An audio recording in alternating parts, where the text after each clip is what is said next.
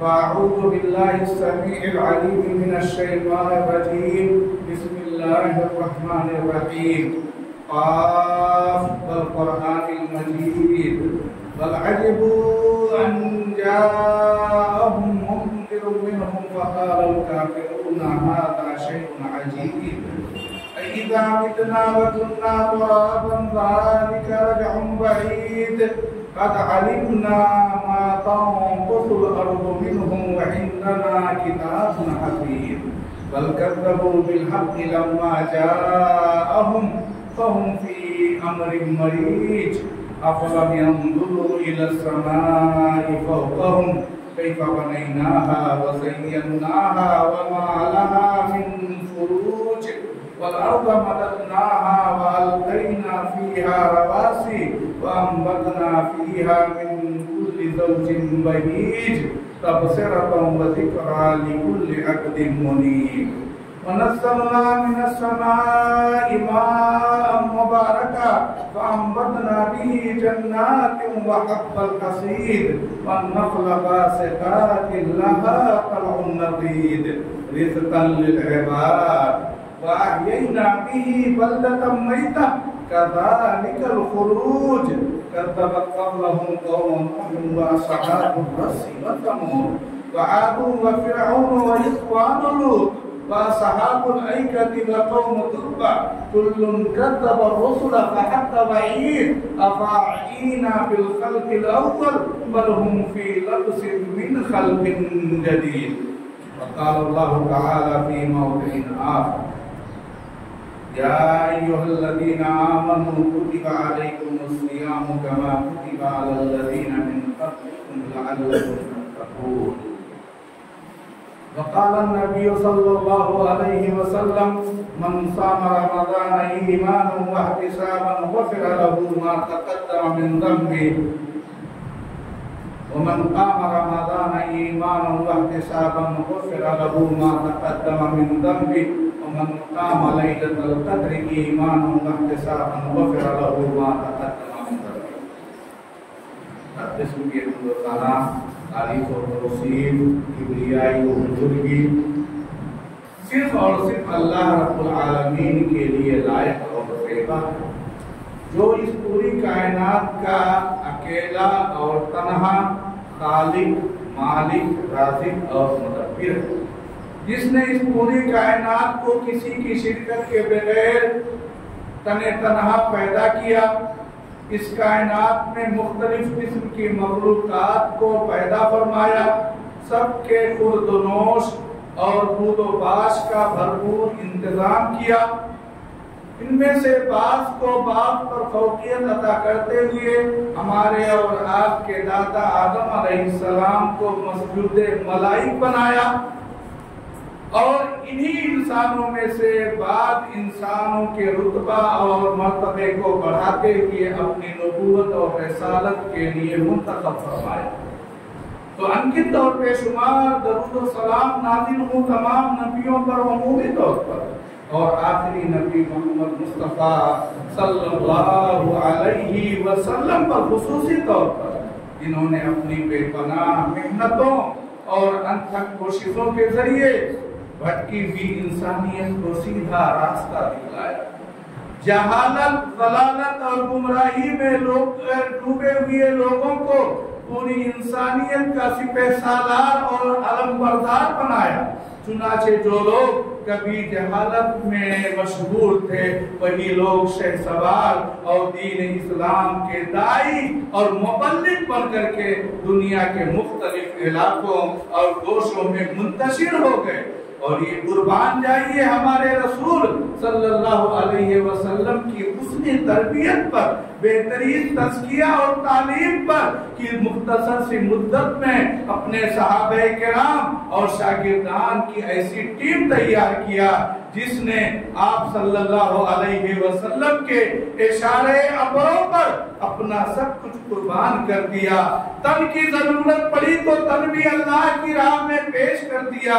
جان کی ضرورت پڑی تو اس کے لیے بھی بے دریغ اپنے آپ کو آگے بڑھا دیا، اور مال کی ضرورت پڑی تو آپس میں ایک دوسرے سے مال خرچ کرنے کے بارے میں سبقت کرنے لگے۔ یہ اللہ کے رسول صلی اللہ علیہ وسلم کی حسن تربیت اور حسن تعلیم کا اثر تھا۔ چنانچہ یہی وجہ تھی کہ آپ صلی اللہ علیہ وسلم کی یہ جانثار صحابہ کرام اپنا سب کچھ قربان کرنے کے لیے ہمہ وقت تیار رہا کرتے تھے۔ یہی وجہ ہے اللہ رب العالمین نے آسمان پر سے آپ صلی اللہ علیہ وسلم کے جانثار ساتھیوں کے لیے رضی اللہ عنہم کا سرٹیفکیٹ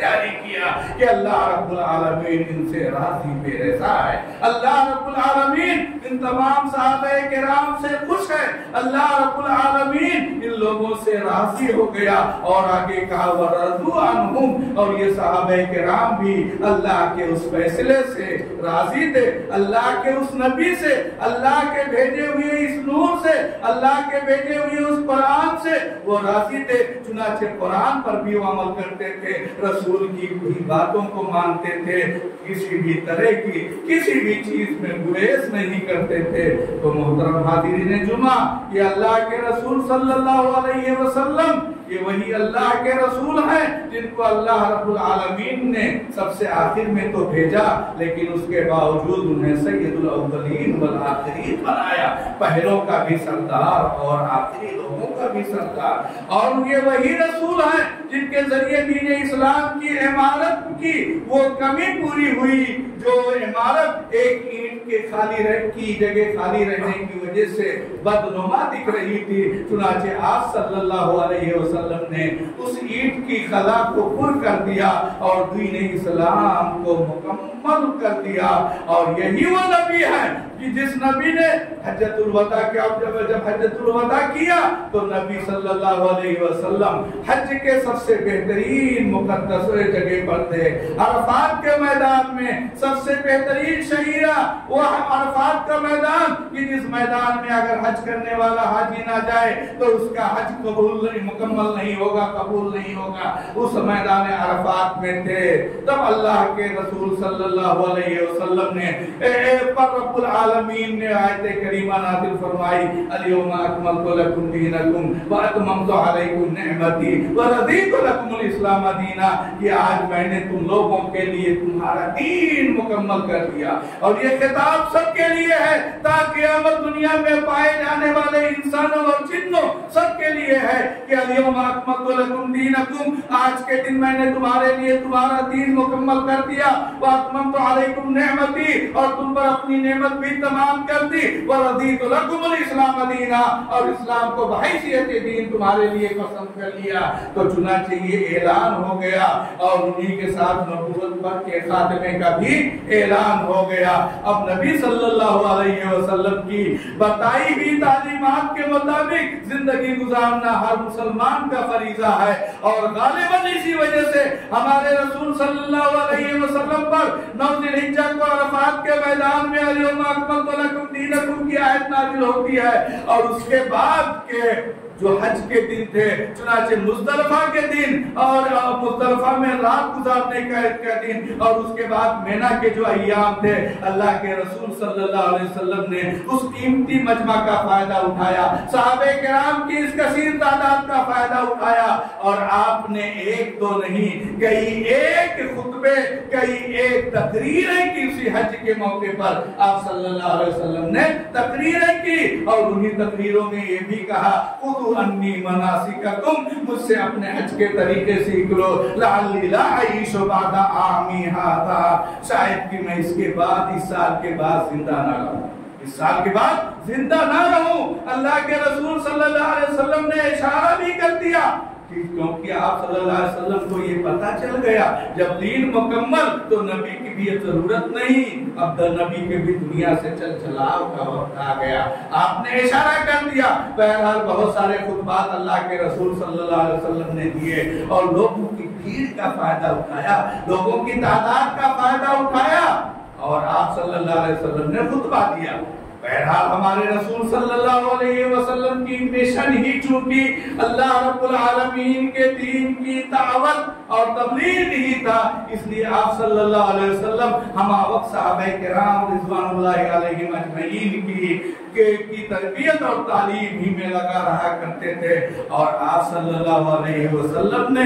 ہم صحابہ کرام کے ذریعے صحابہ کرام کو تعلیمات دے کر کے ہم امت مسلمہ کو بہت ساری تعلیمات دی ہیں۔ انہی تعلیمات میں کچھ کا تعلق فرائض سے ہے، کچھ کا تعلق محرمات سے ہے، کچھ کا تعلق مستحبات سے ہے، کچھ کا تعلقات نوافل سے ہے اور کچھ کو ہم اسلام کے ارکان کے نام سے جانتے ہیں۔ چنانچہ ہمارے رسول صلی اللہ علیہ وسلم نے دین اسلام کے 5 ارکان متعین کیے ہیں، جس کو امام بخاری اور امام مسلم رحمہ اللہ نے اپنی صحیح بخاری اور صحیح مسلم میں حضرت عبداللہ ابن عمر رضی اللہ عنہما سے روایت کیا ہے۔ بنی الاسلام علی خمس، کی اسلام کی بنیاد 5 چیزوں پر ہے: شہادت اللہ الہ الا اللہ وان محمد رسول اللہ، اس بات کی گواہی دینا کہ اللہ کے علاوہ کوئی حقیقی اور سچا معبود نہیں اور محمد صلی اللہ علیہ وسلم اللہ کے رسول ہیں، وَإِقَامِ الصَّلَاةِ، اور نماز قائم کرنا، نماز پڑھنا نہیں، نماز قائم کرنا، وَإِيتَاءِ الزَّكَاةِ، اور زکات کو ادا کرنا، وَصَوْمِ رمضان، اور رمضان کے روزے رکھنا، وَحَجِّ الْبَيْتِ، اور خانہ کعبہ کا حج کرنا۔ تو اسلام کے 5 ارکان ہے، انہی پر اسلام کی عمارت قائم ہے، جس کے جو پہلا رکن جو ہے شہادتین ہے، اور انہی ارکان میں سے ایک رکن ماہ رمضان کے روزے ہیں، صوم رمضان کے روزے ہیں، جو رمضان ہمارے اور آپ کے اوپر سایہ فگن ہے۔ ممکن ہے کل رمضان کی پہلی تاریخ ہو جائے، اور اگر کل نہیں تو پرسوں تو ہر حال میں رمضان المبارک کا پہلا دن ہونا طے ہے، کیونکہ آج شعبان کی 29 تاریخ ہے، آج شعبان کی 29 تاریخ ہے، اور عربی مہینے زیادہ سے زیادہ 30 دن کے ہی ہوتے ہیں، 30 دن سے زیادہ کے عربی مہینے نہیں ہوتے ہیں۔ تو آج 29 تاریخ ہے، ممکن ہے اگر آج چاند نظر آ جائے تو آج کب سے روزہ شروع ہو جائے گا، اور آج ہی رمضان کی آنے والی رات، آج ہی رمضان کی پہلی رات ہو جائے گی، جس رات کے بارے میں ہمارے رسول صلی اللہ علیہ وسلم نے فرمایا اذا کان اول لیلۃ من رمضان، کہ رمضان کی جب پہلی رات کی آمد جیسے ہوتی ہے، یعنی رمضان المبارک کا چاند جیسے ہی نظر آتا ہے، اذا کان اول لیلۃ من رمضان، جب رمضان المبارک کی پہلی رات آتی ہے، فتحت ابواب الجنہ، جنت کے سارے دروازے کھول دیے جاتے ہیں، فلم یغلق منها باب، تو کوئی دروازہ پورے مہینے بند نہیں ہوتا، اور غلقت ابواب جہنم، اور جہنم کے دروازے بند کر دیے جاتے ہیں، فلم یفتح منها باب، تو جہنم کا کوئی دروازہ پورے رمضان کھولا نہیں جاتا، وصفلت الشیاطین ومردت الجن، اور شیطانوں کو اور سرکش جناتوں کو ہتھکڑیاں اور بیڑیاں لگا دی جاتی ہیں، وَيُنَادِي مُنَادٍ كُلَّ لَيْلَةٍ، اور ہر رات پکارنے والا اللہ کی طرف سے آواز دینے والا آواز دیتا ہے، پکارتا ہے، یا باغی الخیر اقبل، اے بھلائیوں کا متلاشی، اقبل، بھلائیاں کرتے رہا، نیکی کے کام میں آگے بڑھتے جا، ویا باغی الشر اقصر، اور اے کوتاہیوں کا طلبگار، اے گناہوں کی کوشش کرنے والا، اے گناہوں کے لیے تقدو کرنا والا، اے گناہوں کی جستجو کرنے والا، اے گناہوں کے کھوج میں رہنے والا، اقصر، اب تو گناہ سے رک جا، اقصر، اب تو گناہ سے باہر آ جا، وَلِلَّهِ وَتَقَاءُ مِنَ النَّارِ، اور اللہ تعالیٰ کے لیے جہنم سے بہت سارے لوگ آزاد ہونے والے رہیں گے، وَذَلِكَ كُلَّ لَيْلَةٍ، اور یہ کام ہر رات جاری رہے گا، یعنی پہلی رات شروع ہوگا یہ کام، یہ ہر رات تک جو ہے عمل جاری رہے گا، پکارنے والا پکارتا رہے گا، آواز دینے والا وہ آواز دیتا رہے گا، بھلائی کرنے والوں کو ترغیب دیتا رہے گا، برائی کرنے والوں کو ڈراتا رہے گا، ان کی کوتاہیوں پر جو ہے ان کو باز رہنے کی تلقین کرتا رہے گا، اور جنت کے دروازے کھول دیے جائیں گے، جہنم کے دروازے بند کر دیے جائیں گے۔ میرے دینی مومن بھائیوں، تو ہم لوگ خوش نصیب ہیں، ان خوش نصیب لوگوں میں سے ہیں جنہیں اللہ رب العالمین نے رمضان کے قریب کیا، اس لیے ہماری اور آپ کی ذمہ داری ہے کہ ہم اور آپ اللہ سے دعائیں مانگیں کہ اللہ رب العالمین ہمیں رمضان المبارک کے مہینے کو پا لینے اور اس کی نیکیوں اور بہاروں سے بھرپور فائدہ اٹھانے کی توفیق ارزانی نصیب فرمائے، اور یہ بھی دعا کریں کہ اللہ رب العالمین ہمیں رمضان المبارک کے مہینے کو نہ کہ صرف کھانے پینے موج مستی کرنے والا اور شباشی بدمعاشی کرنے والا مہینے کے طور پر گزارنے والا مت بنائے، بلکہ رمضان کی حقیقی فضیلتوں، رمضان کی عظمتوں اور رمضان کی سعادتوں سے بہرہ ہونے والوں میں سے بنائیں، کیونکہ یہ مہینہ کوئی ایسا ویسا مہینہ نہیں ہے۔ یقین جانیے یہ مہینہ اللہ رب العالمین کی طرف سے ہم لوگوں کے لیے بہت قیمتی تحفہ ہے۔ اللہ رب العالمین اس مہینے کو ہمارے اور آپ کے لیے نیکیاں اکٹھا کرنے کا ایک ذریعہ بنا کر کے ہمارے اور آپ کے سامنے اللہ رب العالمین رکھ دیتا ہے، سجا کر کے تھالیوں میں۔ جیسے کہ دنیاوی معاملات میں ہم آفر کو دیکھ کر کے، اسکیموں کو دیکھ کر کے ہم بہت کوشش کرتے ہیں، چاہتے ہیں ادھر ادھر اس آفر کا فائدہ اٹھا لیں، اس اسکیم کا فائدہ اٹھا لیں۔ تو یہ رمضان المبارک کا مہینہ بھی آفر والا مہینہ ہے، اللہ رب العالمین کی طرف سے اسکیم والا مہینہ ہے۔ کس چیز کا؟ نیکیوں سے اپنی جھولیوں کے بھر لینے کا مہینہ ہے۔ چنانچہ اس مہینے میں رمضان کا روزہ تو فرض ہے ہی، روزے کی فرضیت جو اسلام کا جو ایک رکن ہے وہ فرض روزہ تو رمضان المبارک سے اٹیچ ہے ہی، رمضان المبارک کا روزہ اسی مہینے میں رکھنا ہے ہی، لیکن اس کے علاوہ اور بہت ساری نیکیاں اس رمضان المبارک کے مہینے میں ہیں جسے ہم اور آپ کر کے اپنی جھولیاں بھر سکتے ہیں۔ چنانچہ یہ قرآن کریم اللہ رب العالمین کی نازل کردہ کتاب، اس کا یہ کتاب بھی شہر رمضان ہی میں نازل ہوا، اور اس کتاب کی تلاوت ویسے روزانہ اس کی تلاوت کا ثواب ہے، اور قرآن کو طاقوں میں سجا کر کے رکھنے کے لیے نہیں نازل کیا گیا ہے، اور اس کو روزانہ اپنی زندگی کے معمول میں اس کی تلاوت کو شامل کرنا چاہیے، لیکن رمضان المبارک کا مہینہ قرآن کا مہینہ ہے۔ کیوں؟ اس لیے کہ شہر رمضان الذی انزل فیہ القرآن، رمضان ہی کا وہ مہینہ ہے جس میں قرآن مجید کو نازل کیا گیا، اور یہی وجہ ہے کہ ہمارے رسول صلی اللہ علیہ وسلم ہر رمضان میں قرآن مجید کو سنایا کرتے تھے، ہر رمضان میں جبریل علیہ السلام کو سنایا کرتے تھے ہمارے رسول صلی اللہ علیہ وسلم قرآن کریم کو۔ تو اس قرآن کریم سے بھی اس رمضان المبارک کا گہرا رشتہ ہے، اور اللہ رب العالمین نے اس مہینے میں شیطانوں کو جکڑ کر کے، سرکشینوں پر کو بیڑیاں لگا کر کے، اور اسی طرح سے جو ہے اس کو نیکیوں کا مہینہ بنا کر کے ہمارے اور آپ کے سامنے ساجد میں جو تھالی میں سجا کر کے رکھ دیا ہے۔ بس ہمیں اور آپ کو دل جمعی کے ساتھ، نیک نیتی کے ساتھ رمضان المبارک کی برکتوں سے فائدہ اٹھانے کی ضرورت ہے، لیکن یاد رکھیں خلوص نیت ضروری ہے، اور خلوص نیت سے پہلے ہمیں اپنے اعمال کا جائزہ لے لینے کی بھی ضرورت ہے، ہمیں اپنی کوتاہیوں کو ٹٹولنے کی ضرورت ہے، ہمیں اپنے اندر جھانکنے کی ضرورت ہے کہ ہم اپنے گناہ، ہمارے اندر کون کون سے گناہ پائے جاتے ہیں۔ چنانچہ ان گناہوں کے تعلق سے اللہ رب العالمین سے سچے دل سے توبہ کریں، اللہ سے معافی مانگیں، اللہ سے توبہ کریں، استغفار کریں کہ رب العالمین ہم سے جو گناہ ہوئے ہیں ان گناہوں کو بخش دے، ان کوتاہیوں کو درگزر فرما دے، وہ ہم کو نیکیاں کرنے والا بنا۔ جو بھی گناہ ہوئے تمام گناہوں کی بخشش کے لیے دعا کریں، تمام گناہوں کی بخشش کے لیے دعا کریں، جس بھی طرح کا گناہ ہو، چاہے اس کا تعلق اللہ کے حقوق سے، اللہ سے ہو، یا اسی طرح سے بندوں کے بھی حقوق ہو۔ محترم حاضرین، یہ بات بہت ہی جو ہے افسوسناک بات ہے کہ ہم لوگوں نے جو ہے حقوق العباد کے تعلق سے ہمارے یہاں بہت کوتاہیاں پائی جاتی ہیں،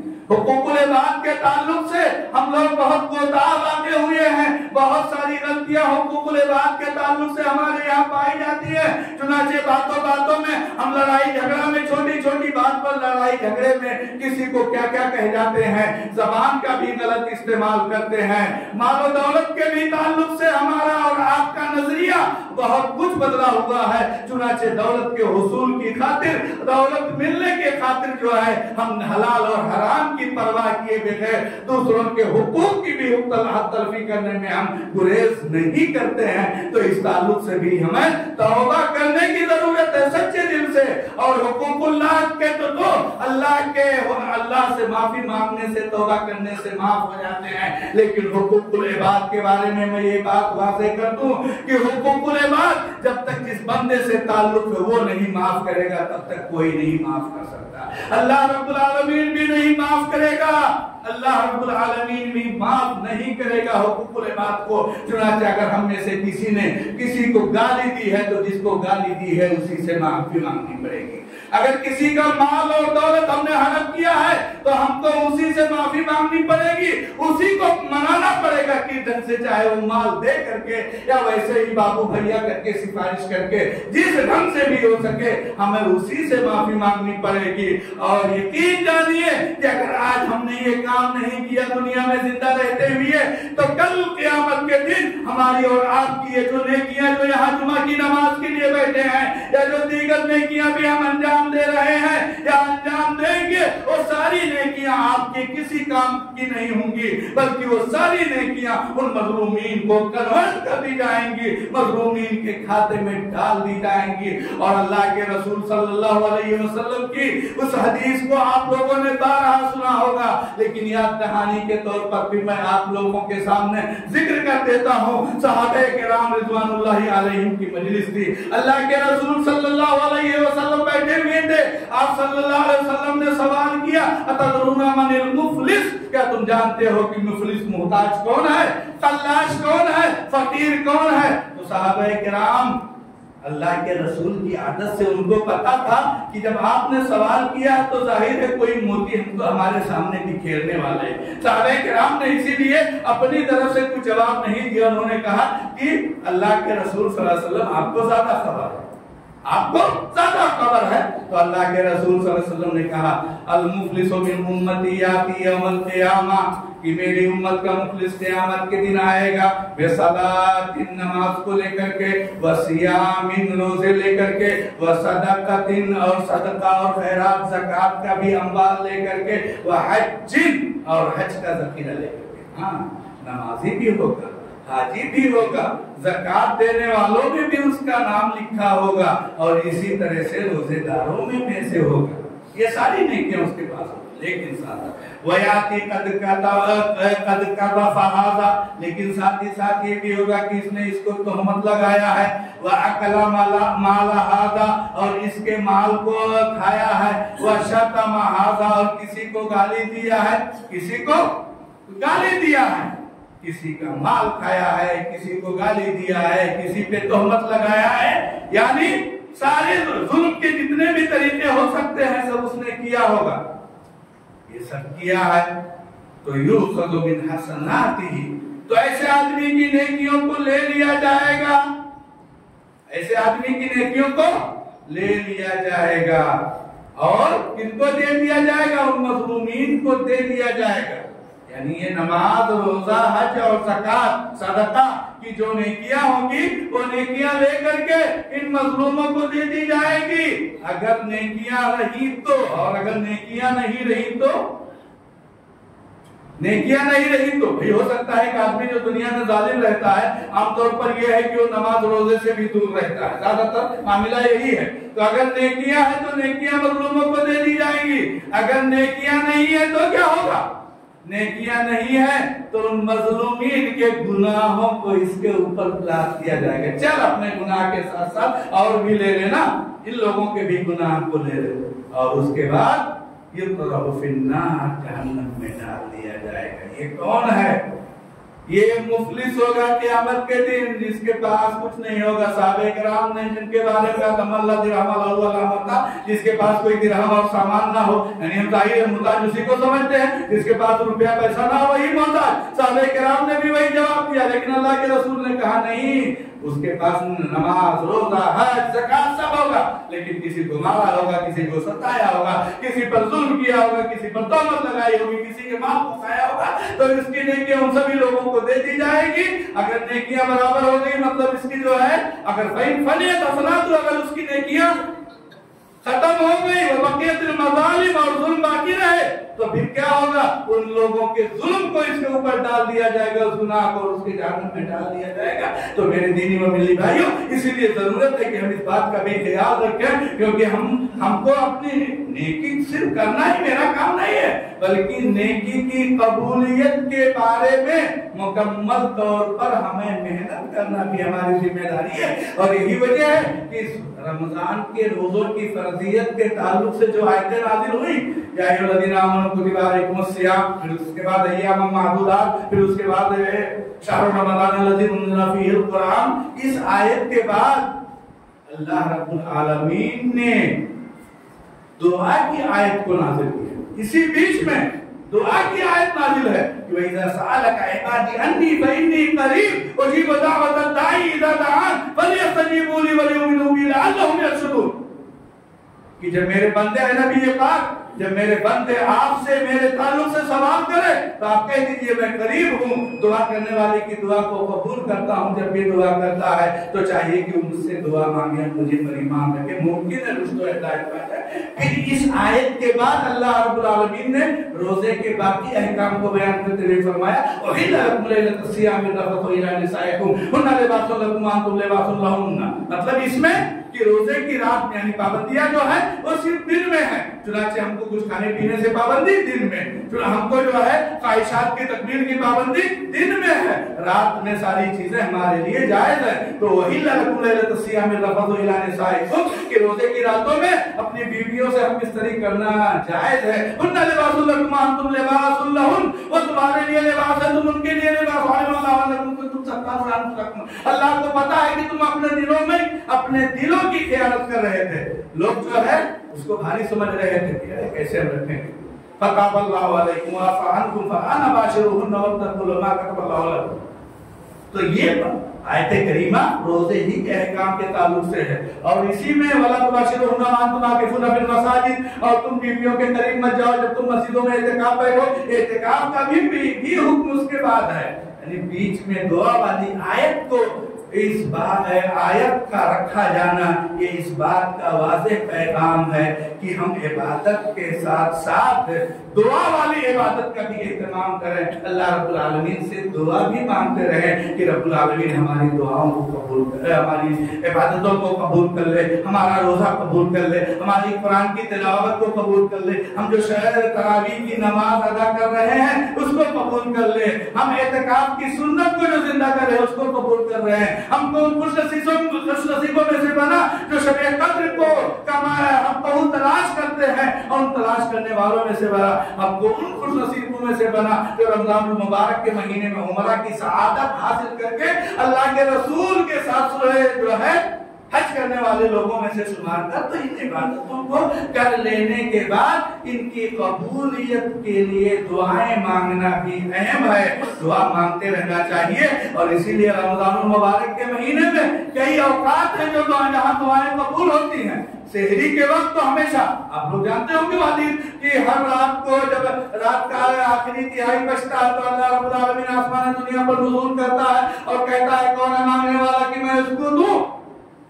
کون ہے مغفرت طلب کرنے والا کہ میں اس کو بخش دوں. لیکن رمضان المبارک میں ظاہر ہے بھی وہی ہمارے لیے سحری کا وقت رہتا ہے. تو سمجھو اس وقت اللہ رب العالمین نے ہمارے لیے دعا مانگنے کا ایک اچھا وسیلہ فراہم کر دیا. ہم کو سحری کے لیے اٹھنا اسی بہانے ہم دعا مانگ سکتے ہیں. دعا مانگنے کا اللہ رب العالمین نے ایک ذریعہ منتخب کیا اور ہم کو دے دیا ہے. اور اسی طرح سے افطاری کے ٹائم پر اللہ وہ افطاری کا وقت جو ہے وہ ان اوقات میں سے ہے جن اوقات میں دعائیں قبول کی جاتی ہے، جن اوقات میں دعائیں قبول کی جاتی ہے. اور شب قدر کی رات بھی تو اس لیے پورے رمضان المبارک کے مہینے میں اللہ رب العالمین نے ہمیں جو ہے مخصوص جو ہے طور پر خصوصی طور پر اپنے آپ کو فارغ کر کے عبادتوں اور نیکیوں سے اپنی جھولیاں بھر لینے کا موقع عنایت کیا ہے. اللہ رب العالمین سے دعا ہے کہ اللہ رب العالمین ہم اور آپ سبھی لوگوں کو رمضان المبارک کی سعادتوں سے اور اس کے فیضانیوں سے کما حروف احتیاط ہونے کی توفیق عنایت کرے. اللہ رب العالمین ہمارے گناہوں کو بخش دے. اے رب العالمین تو ہم کو ہماری کوتاہیوں کو نظر انداز کر دے. اے رب العالمین تو ہمیں اپنے نیک اور سچے بندوں میں سے بنا. اے رب العالمین تو ہمیں توبہ کرنے والوں میں سے بنا. ہمیں हमें तौबा करने की तौफीक इनायत फरमा। रब्बुल आलमीन हमें नेकियां करने की तौफीक इनायत फरमा। रब्बुल आलमीन हमें रोजा रखने और इसी तरह से कुरान मजीद की तिलावत करने, क़ियामुल लैल और इसी तरह से तरावीह का एहतमाम करने, शब कद्र का एहतमाम करने वाले की तौफीक इनायत फरमा। रब्बुल आलमीन हमें उन खुशनसीबों में से बना जो एक आखिरी अशरे में तेरी ही इबादत के लिए अपने आप को बिल्कुल खालिस कर ले, यानी इत्तिकाफ करने वालों में से बना। ए रब्बुल आलमीन हमें उन लोगों में से बना जो अपने माल के जरिए भी रोजेदार का अजर हासिल कर सकते हैं। चुनाचे हमें रोजेदार को इफ्तार कराने वाला बना, क्योंकि अल्लाह के रसूल सल्लल्लाहु अलैहि वसल्लम की हदीस आप लोगों को मालूम होगी कि मन फतरा साइमन कान लहू मिस्लु अजर साइम गैर अन ज़ालिका ला यनकुसु मिन अजर साइम शैआ, कि जिसने किसी भी रोजेदार को इफ्तारी कराया तो उस इफ्तारी कराने वाले को रोजा रखने वाले के अजर के बराबर अजर मिलेगा, और इफ्तारी करने वाले उस रोजेदार के, उस इफ्तारी करने वाले के अजर में कुछ कमी भी नहीं होगी। तो अल्लाह रब्बुल आलमीन हम उन खुश नसीबों में से बनाए जो इफ्तारी करवा करके भी रोजेदार के रोजा रखने का सवाब हासिल कर सके। अल्लाह रब्बुल आलमीन हमें माल के भी हुकूक को हमको अदा करने की तौफीक इनायत फरमा। आमीन या रब्बल आलमीन। बारकल्लाहु लना व लकुम फिल कुरआनिल अज़ीम व नफ़अनी व इय्याकुम बिल आयाति व ज़िक्रिल हकीम इन्नहु तआला जव्वादुन करीमुन मलिकुन बर्रुर रऊफुर रहीम।